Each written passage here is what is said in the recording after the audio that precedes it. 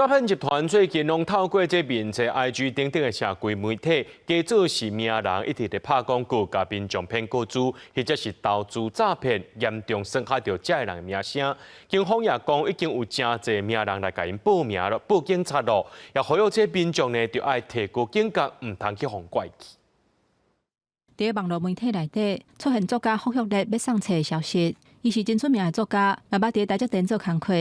这个消息看落真好看，其实是有问题。霍旭烈还阁伫网络顶回应讲，这是共骗的，因为网络诈骗手路800款。最近流行透过人面册、IG 等等社群媒体，套用出名人士的名义，要送册或者是拍广告，请民众点落来骗购资，或者是投资诈骗。我没有投资股票，招数足多了，起码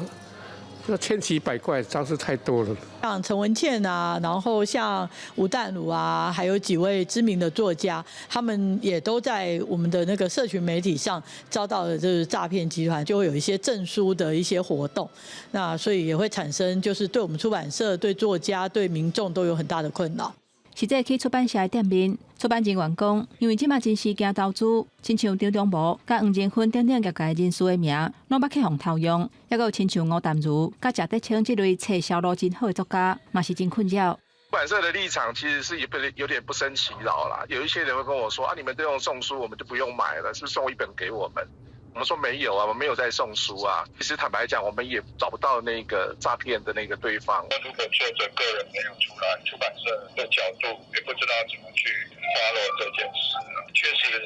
诈骗的部分，我想越来越猖獗了。长期咧抓网络诈骗，警方的专责单位讲，有不少真出名的作家已经收集资料，向警方备案，而且嘛伫以个人的媒众也来背回。比如说，我常常去。就是搜寻一些类似财经书本有关的这种资讯，那这个脸书广告它的演算法就会推荐这些内容去给这个受众目标，那也相对这些民众就会更容易去点击到这种诈骗广告。警方提醒民众，网络上册诈骗是袂少，一页式的广告内容差不多每一天拢会更新，呼吁民众大爱细意，唔通去互骗大耳。记者综合报道。